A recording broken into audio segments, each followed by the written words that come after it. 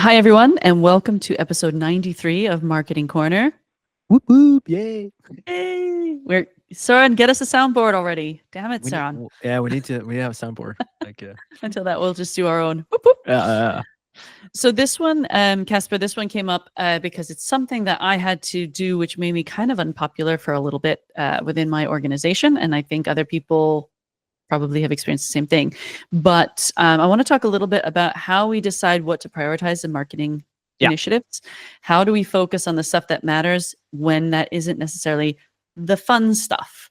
And when I talk about fun stuff, for me, I mean things like employer branding and look how cool we are, and look how much fun we have at work, and we're so awesome. We're doing the DHL run, we're having these parties. How do we, when that's the fun stuff everyone wants to put on social media, how do we pull things back and prioritize what's actually going to help the organization? Yep, I love it. Over to you. Yeah, no. How do you be the fun police? Yeah, I actually found that as the more as I grow as a leader, I think I find that more and more interesting. Like, because helping people prioritize, essentially, what it is, like the helping people prioritize is actually, I find that really interesting. I find that fun, and not because I want to play the bad cop. It's just like saying we could do all the things in the world. Yeah. What should we actually be doing? And I think that's an interesting strand, because like maybe there's two strands of this conversation, right? Because there's like, how do you make sure your team is prioritizing, which is super important, and I want to dive into that. But then maybe we can also touch upon like, how do you become the boring one who's like, guys, I'm not going to do a SoMe post about every party we have.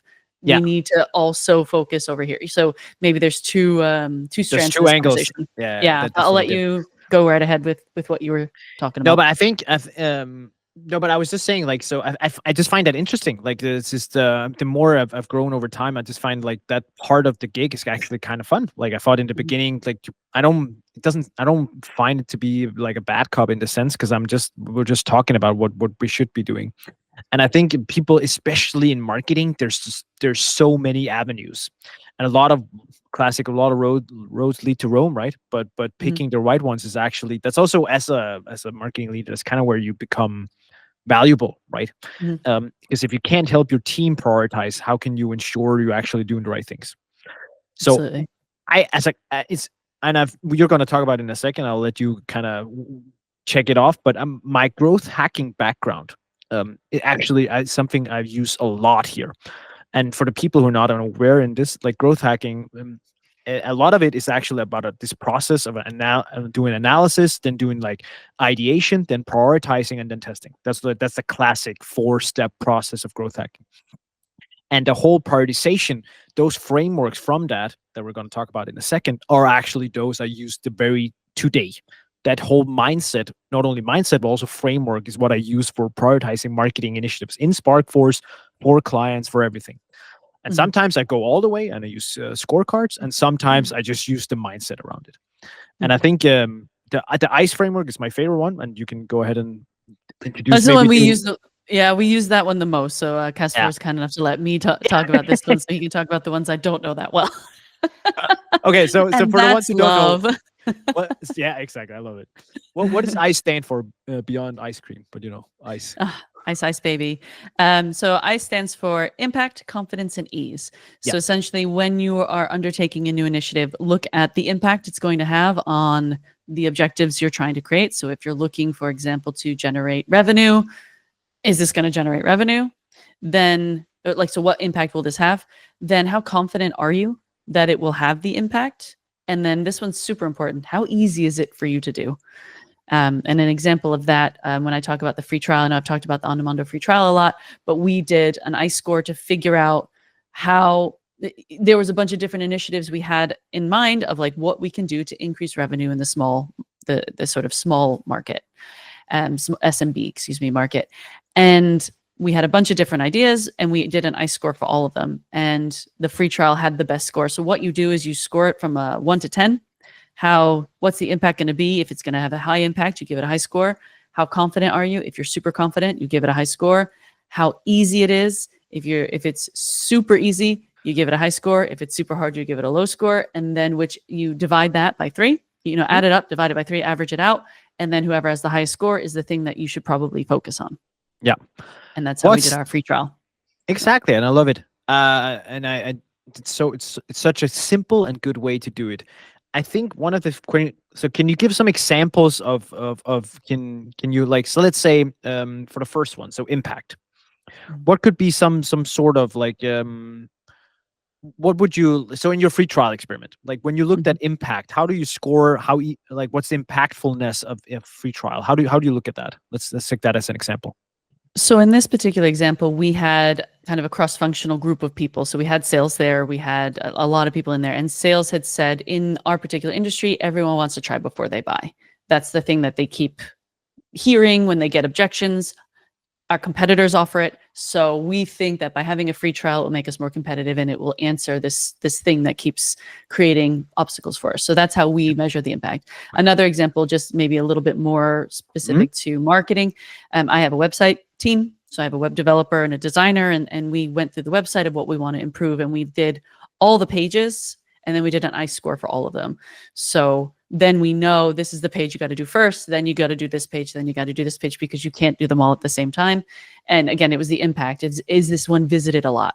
Is this a business driving website? Is this, is there an action, a call to action that we want people to do? Is this a helpful website? Is this a good one that is driving a lot of business for us? And then that's how we would assess the impact of it. Amazing. And I think so I'm guessing in the case of a free trial, if I were to do the ice for your free trial, I'd be like, it's very impactful. So on a score of 1 to 5, it's probably a 5. Mostly because like I can see this can be a game changer. If you crack the nut to a free trial, then that leads to more people getting to know about Onomondo, trying it, and Mhm. eventually increasing the pipeline. That's very Right. impactful. I'll rate that a 5. The confidence, I would be not See, we betting do a this. scale of 10, but Okay, yeah, but whatever. potato It doesn't potato, matter. right? Yeah, it Yeah, doesn't matter exactly. technically. Yeah, yeah. But a highest score, and then you would on the confidence, I would probably not be 100% though. It's like No. it's a bit there's a lot of ifs when it comes to a Mhm. free trial, like especially in your case, right? Like could you adopt it? Like could we even make it? Yeah. Like all that stuff, could it work? Like would people do it? So a little above medium, so out of 1 to 5 again, I would probably be a 3 or 4, 4 probably, maybe a 3. And I think the ease is the interesting one for that one, because that would be like the lowest in my opinion. Like it'd be like Yes. a 1, because this is a hard It's a thing hard to thing do, to do. Yeah, right? and that you're very, very close. Out of our scale of 1 to 10, it was impact was 7, Mhm. confidence was 5, Yeah, and then the ease was a 2. yeah, So, exactly. you're spot on with like what we saw in that, and then we added that up, averaged it, but it was still easier than say fully tiered pricing. It was easier than a lot of sort of the other ideas we had, but the ease of this one was quite low because we really needed product buy-in. Yeah, makes a lot of sense. And I think one of the, if I have to talk a little bit about some of the drawbacks to the ICE model, is a little bit this, because sometimes there's a few elements to it. So one of the things is that it's very subjective, right? Yes. And it can be data driven, but it's typically not, and that's not the point. At least for me, that's its point is not to make it super data driven. Sounds wrong, but it's just like, if you can inject data, always do. But it's kind of like, you don't want to complicate it. Like you don't want to like, you need to answer the impact question with data. If you can, by all means, Mhm. great. But if you can't, that's okay. That's not the point of the model. But I think it's very subjective. So someone from Mhm. product will say, it's easy to do. Implementing free trial, poof, done. And then someone from marketing be like, fuck no, that's not easy to do. Or engineering. Yeah, Engineering famously were like, nope, everything was low ease, low ease, low ease. exactly, right. So Yeah. and then also in terms of ease, like there's let's say something is super super, let's say you can increase your conversion rates on your email newsletter if you believe you use this word instead of this word. Mhm. I'm spitballing something. Super easy to do, not super impactful, but the Mhm. confidence is quite high. So technically, on a scoring level, that might be scored the same as this idea. Now that, and sometimes that's the drawback of, in my opinion, because like it doesn't necessarily take into account the timeline of it, like Mhm. executing, if that makes sense. Because like, then in my opinion, changing that word, you should just do it. Like fucking do it. Like Yeah. just that's done tomorrow. We can still work on our big project of doing a free trial. That's a 3-month project. I think what I want to add to that, I don't know if you guys did this actually, but it's something I brought from growing, is that you always want to design what I call a MVT, a minimum viable test Yes. for your Mhm. ideas, Yep. because otherwise you can't actually compare these two. Like if you compare them, and so of course these belong in different parts of the funnel and all that kind of stuff. I'm also fully aware of that part. But my point is just, if you don't design a minimum viable test that can be tested within my hypothesis has always been 2 weeks. If you Mhm. can't test anything, if your hypothesis is right within 2 weeks, then you shouldn't be doing it, Mhm.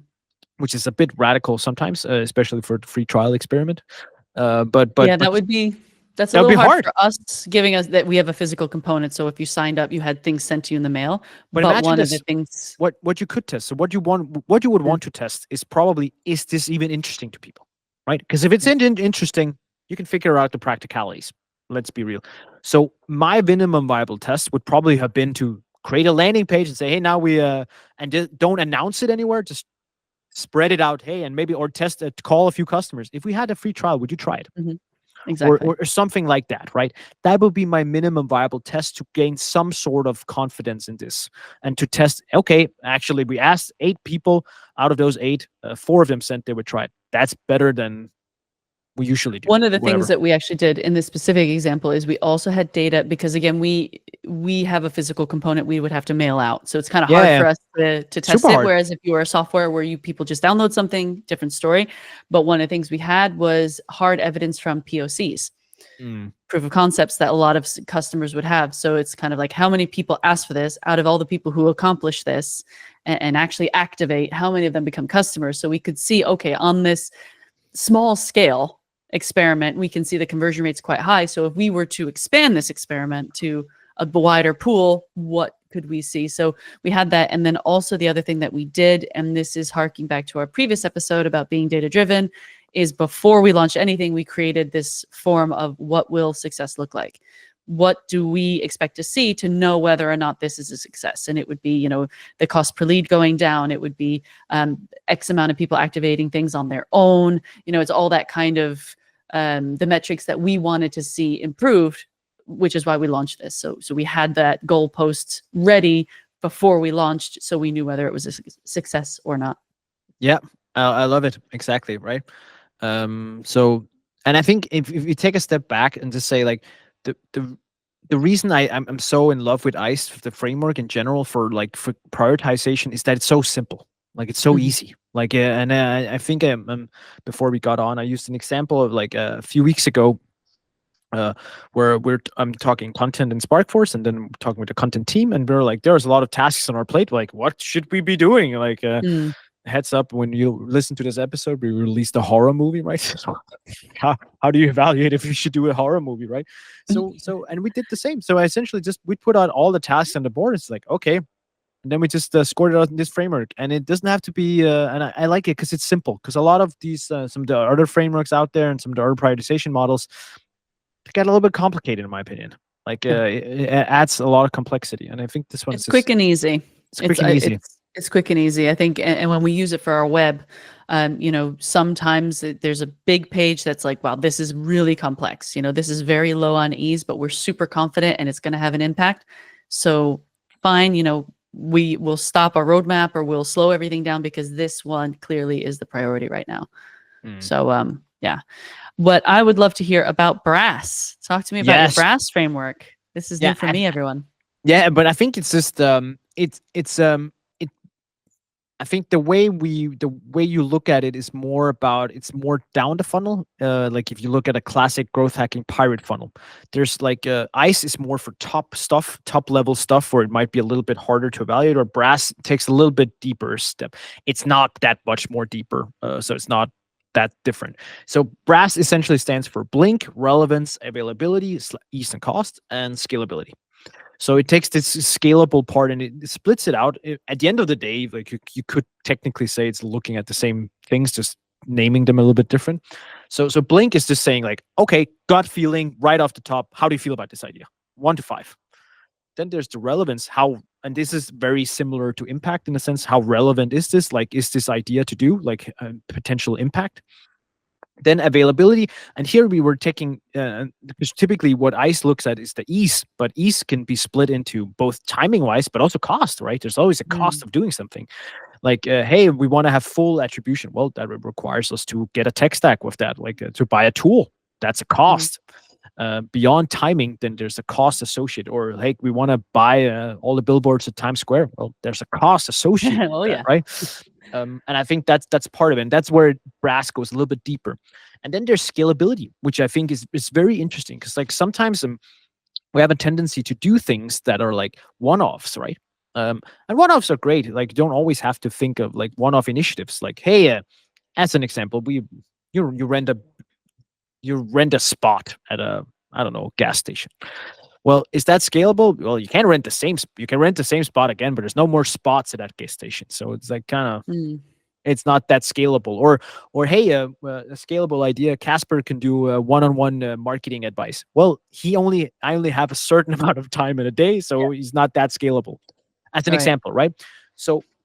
And thinking about stuff like that is also something to take into account. So I like Brass as well. I find it to be more valuable for like customer acquisition channels to test first, like those kind of things, like what kind of channels to test and stuff like that. But and where Ice is a bit more, it's called generic, in my opinion, if you can say it like It's that. cheap and dirty, the Yeah, ice. Yeah. I think I like the idea of a scalability, though. That is the thing that, especially in B2B SaaS, when you are a small marketing team, it has to be scalable. So I think that's an yeah, interesting additional kind of feature of the Brass model. yeah, exactly. Nice. Can you give an example of how you've used Brass?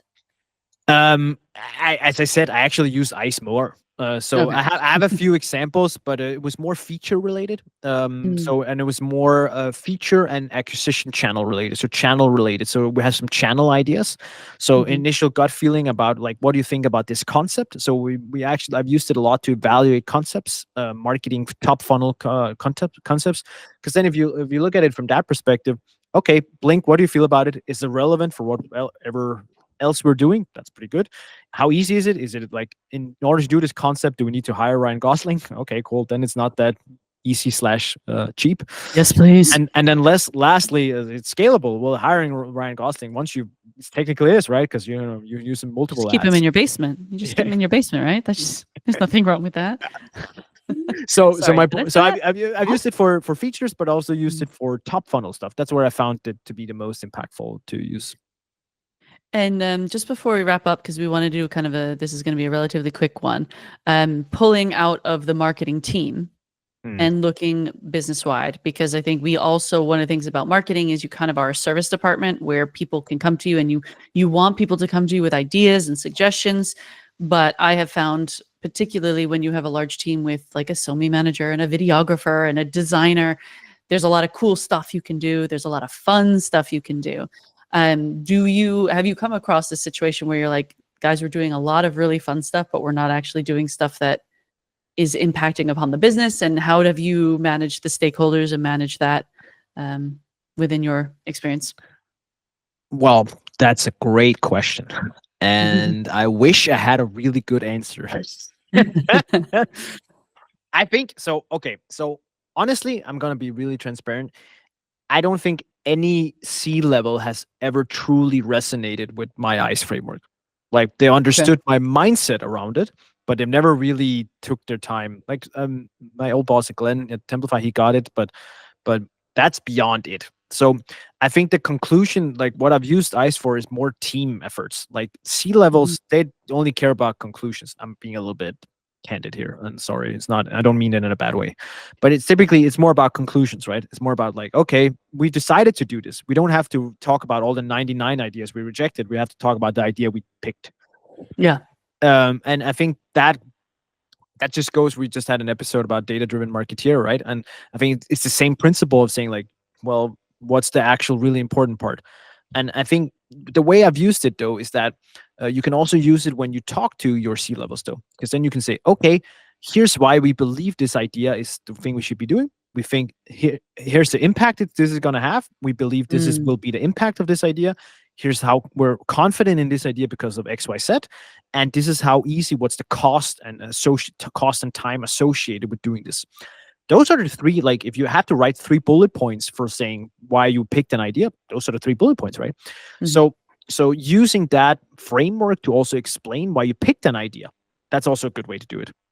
That's what I found at least. Yeah, I think for us, one of the things that was important to me, when I have a big team of creative people. I have a lot Yep. of creative people. Everyone has really great ideas, and you don't want to stifle ideas. Great ideas can come from absolutely everyone. It doesn't just marketing do not have the monopoly on all ideas. But one of the things we were finding is a lot of the ideas were how cool we are to work for. It's the employer branding. And employer branding's fun. Don't get me wrong. I love doing a fast-paced, fun video with cool music, showing happy, beautiful people doing the DHL run, for example, or which is a big deal here in Copenhagen, where companies will do a relay race. Every organization I've been in has been involved. A lot of fun, great content for like fun, but it Mm. has nothing to do with our industry. It has nothing to do with promoting our business. And or if there's a cool Friday bar, or if we're doing a cool team offsite, there's a lot of fun things that we do, and that's important, I think, to an extent. But I have also been in organizations where we've had a hiring freeze. So do we really need to spend time and resources, maybe not necessarily money, but time and resources looking at how great we are to work for if we're not actually hiring anyone? Mm. And one of the things that I was finding, and I was getting questions from my team of going, look, Jen, I'm getting a lot of these requests and it's hard for me to say no. I need a reason to say no.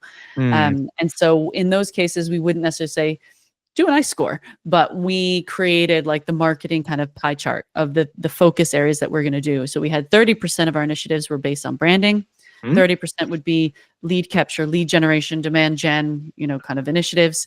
And then 10% experiments, 10% employer branding, to make sure that when they get, so that having that also set the expectations Yeah. of internally, but also gave my team that muscle to say, look, I've already fulfilled my employer branding quota for the month. So I have to focus on other stuff now, but I'll put this in the kind of backlog for maybe next month or something like that, to kind of empower my team to, it's hard to say no, right? When you love your colleagues Yeah. and you want to help everyone and you appreciate them, it's really hard to be like, no, sorry, I'm not going to do that. So Exactly. And I think that's a great way to do it. And I think I might have missed the point a little bit before when I said, because like essentially I totally agree, and that's also what I've done. I've never had a big issue with saying no. I've you're so actually mean. no, No. I don't know, maybe, but it's I'm. Mhm. Don't get me wrong.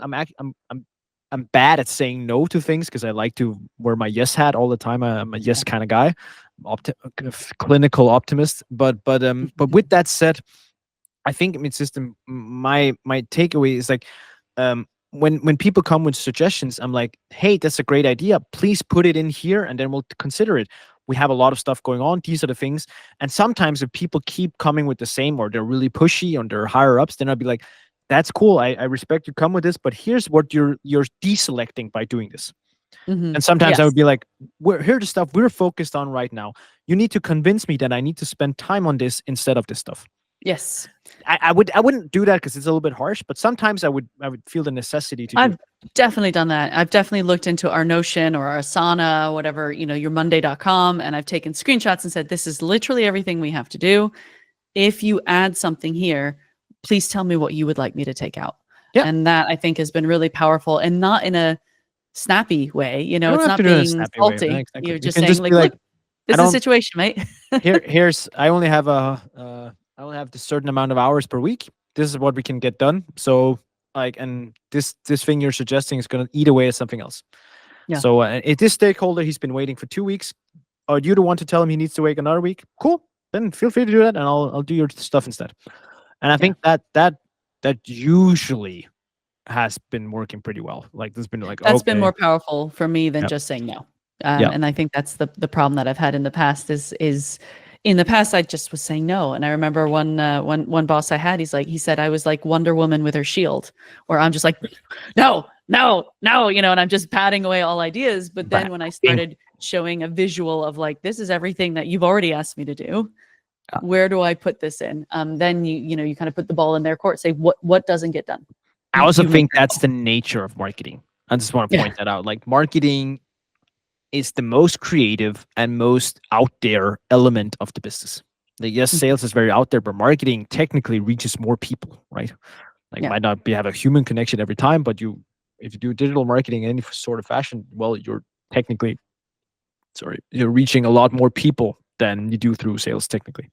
So it is the place with most ideas, and everyone, and we all talked about this in numerous episodes, but everyone always has a good idea for marketing, right? Everybody Yeah. also knows like, yeah, we should be doing this, and hey, we should be doing this. Everyone also like, no one ever comes and says, hey, I have a really good idea for accounting. We should be doing this in accounting. Yeah, why don't we do this in PandaDoc? Yeah. Yeah, exactly. Hey, I have a really great Yeah. idea for our contracts. Fuck off. Nobody says that. But Nobody everyone's says that. always a marketing expert, right? Yeah. So I think learning how to say no as a marketeer, Mhm. is just especially as a marketing leader, is just so important. Yeah. And especially if you have and we talked in a previous episode of visionary C-level, they have a lot of ideas, Exactly. which is great. And I went through one phase of my career where I'd be like, yeah, cool, cool, cool. And then I wouldn't do anything with it, and then that person would come back and go, hey, remember that thing I told you about in Christmas? How's that going? So then one of the things we started doing was creating a wish list.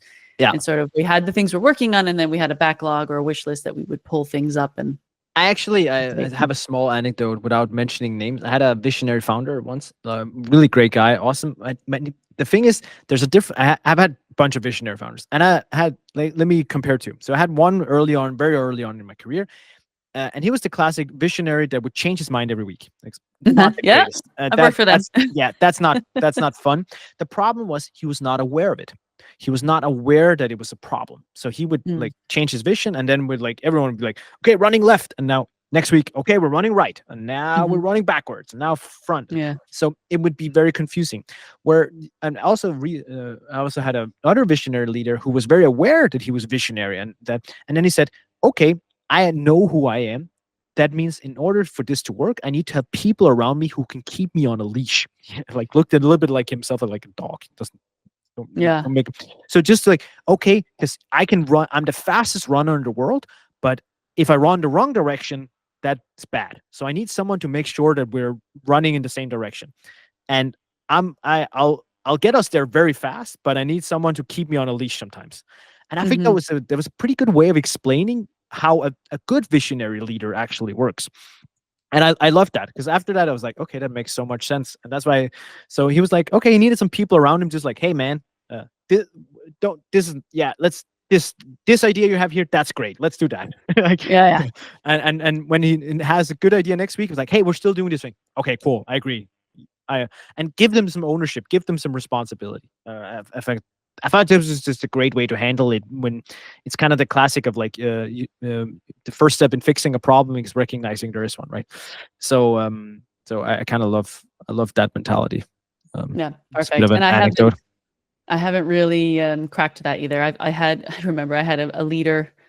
They weren't C-level, but they were my boss very briefly, and I literally got to the point where I wanted to record our meetings, because every time I would do the thing, and then they'd be like, "No, I actually want you to do this," and I'm like, "No, I'm doing that thing. No, I'm doing this thing," and it was so much time wasted. So if there's a way you can kind of corral the ideas and corral the visionary in, that's super important for productivity. Yeah. All right, Let's so wrap up. summarize. Yeah. Yes. I can do it. So just briefly, like when you want to prioritize ideas, the ICE framework, impact, confidence, ease, great framework for prioritizing marketing ideas, or general ideas in the business in general. It doesn't have to be marketing. It's very simple, very easy to do. I would recommend that framework to anyone. Also because it's just a mindset thing. It's not just the framework, but it's also getting into the habit of thinking like that. If you're more sophisticated, have some other types, you can use the brass framework, but I would, like most days of the week, the ICE framework is more than fine, in my opinion. Cool. Yep. And then, just with managing the ideas of everyone around, you have to find a balance between facilitating ideas, because you don't want to quash them, but also managing them in a way that doesn't overwhelm your team, and make sure that you're focusing on having an impact for the business, because you could look like the coolest company on earth, but if you're not making any money, you're not going to be around for very long. So Exactly. you really have to find a way of massaging that so people understand what you need to focus on. Exactly. Awesome. And on that note, thanks people for listening. Go out and prioritize some ideas. Go prioritize. Go Okay. ICE stuff. Go ICE. Thanks guys. Thanks for tuning in. Bye.